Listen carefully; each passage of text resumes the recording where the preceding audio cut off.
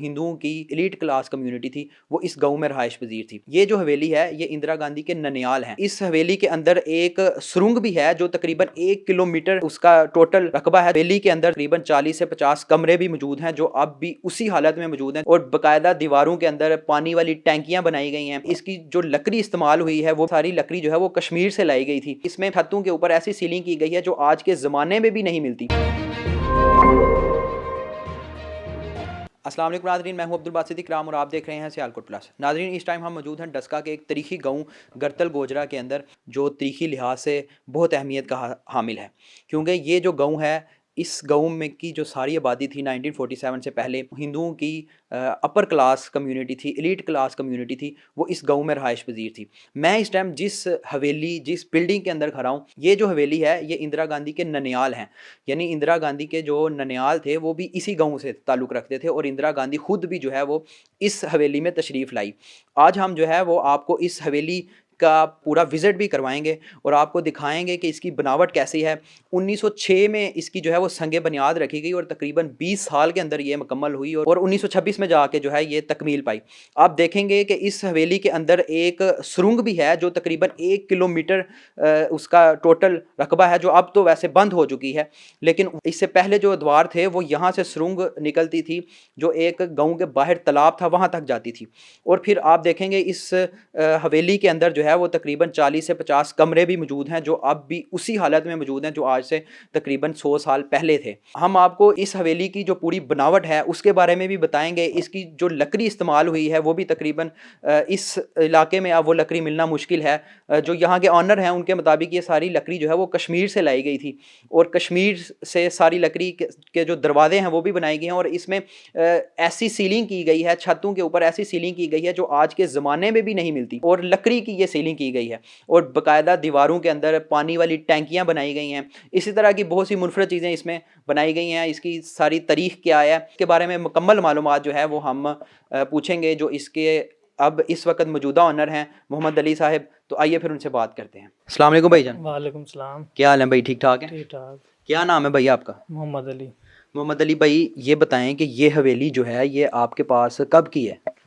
ये हमारे पास तकरीबन 30 साल हो गए हैं। हमारे दादा ने खरीदी थी 70,000 रुपए की। 70,000 रुपए की पूरी हवेली खरीद ली थी? हाँ, 30 साल पहले। ठीक है। तब 70,000 बहुत थे। अच्छा, तो ये कितने रकबे पर मुश्तमिल है, क्या एरिया इसका? ये कोई 2 कनाल होगी। 2 कनाल पे होगी। तो इसके कमरे कितने के हैं? कमरे होंगे 40-50। 40-50 के करीब कमरे हैं। तो अभी आप यहाँ पे रहायश पजीर हैं? हाँ जी, हम रहायश पजीर हैं यहाँ पे। तब से ही आप यहाँ पे रह रहे हैं? मेरे तो बचपन से रह रहे हैं यहाँ। ठीक है। तो उससे पहले 30 साल पहले जो है ये किसी और के पास ही के? किसी और के पास थी। अच्छा भाईजान, इसकी बनावट के बारे में थोड़ा सा बताएं। हम देख रहे हैं कि इसकी जो दीवारें हैं वो तकरीबन 3-3 फुट तो मोटी दीवारें हैं। इसकी बनावट के बारे में बताएं। बनावट इसकी ये चूने से तैयार हुई है। छोटी छोटी टायरें लगी हुई हैं। तकरीबन ये 20 साल में जाकर तैयार हुई है, बुजुर्ग बताते हैं हमें। और ये कब इसकी बुनियाद कब रखी गई थी तकरीबन? 1906 में। 1906 में बुनियाद रखी गई थी कि कंप्लीट हो गई थी? 1906 में बुनियाद रखी गई थी, 20 साल बाद कंप्लीट हुई थी। 20 साल। ये जो ईंटें हैं ये भी तकरीबन फिर अब 100 साल से ज़्यादा पुरानी ईंटें हैं। 120 साल हो गए इनको भी, ईंटों को भी। उस वक्त जो बनाई जाती थी चीज़ें वो तो गारे से बनाई जाती थी, लेकिन ये चूने से बनाई गई है। हाँ, ये गारा भी है इसमें पर चूना भी है, दोनों मिक्स है। ठीक है। हम देख रहे हैं इसके अंदर के ऐसे इसमें रोशनदान है जिससे अभी भी मतलब रोशनी आ रही है और ये फिर इसमें कुछ ऐसी वो उन्होंने बनाए हुए हैं आले वगैरह जहाँ पे कमरे ज़्यादा है ना, मतलब इसलिए रोशनदान है, सब कमरों में रोशनी आती है। और आले वगैरह उनमें दीवे वगैरह रखने के। ये जो रोशनदान है ये भी इन्होंने बड़े स्पेसिफिकली तरीके से बनाए हुए हैं। इसके बारे में क्या कहेंगे? ये दिन के लिए बनाए हुए हैं उन्होंने रोशनदान है, मतलब इनमें रोशनी आती है दिन को सूरज की। और रात के लिए इन्होंने आले बनाए हुए हैं क्योंकि उस दौर में लाइट नहीं होती थी और यहाँ दीवे वगैरह रखने के काम आते थे। सीलिंग इस पे ऐसी हुई है कि आज के ज़माने में भी वो सीलिंग नहीं कर सकता बंदा। कौन सी सीलिंग हुई है वो? लकड़ी की सीलिंग हुई है, दियार की, कश्मीर से आई है लकड़ी। आज के दौर में मतलब नहीं हो सकती इस तरह की। ये सारे दरवाजे वगैरह और ये जो दरवाजे वगैरह सब कश्मीर की लकड़ है।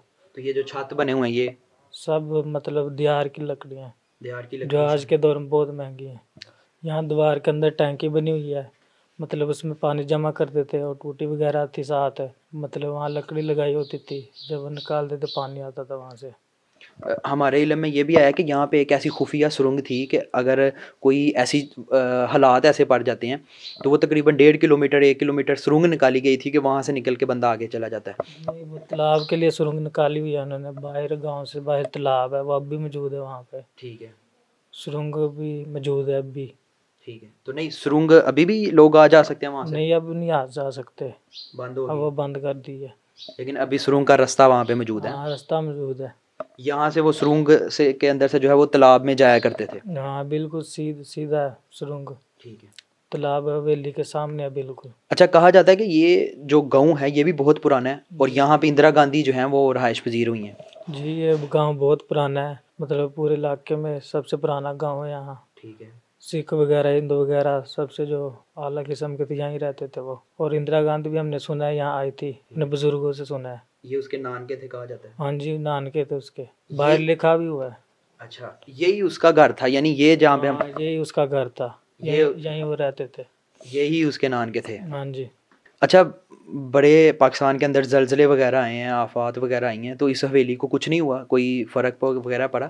नहीं, इतना काफ़ी फ़र्क तो नहीं पड़ा, थोड़ा सा फ़र्क पड़ा है बस। ठीक है। वो मतलब हमने मरम्मत वगैरह कर दिया इसकी। अभी पता लग रहा है कि आप जो है इस हवेली को सेल भी कर रहे हैं। जी हाँ, सेल कर रहे हैं। कोई अच्छा। मुनासिब प्राइस पे सेल कर देंगे अगर कोई लेना चाहे तो। कोई लेना चाहे तो आपसे रब्ता कर सकता है। हाँ जी।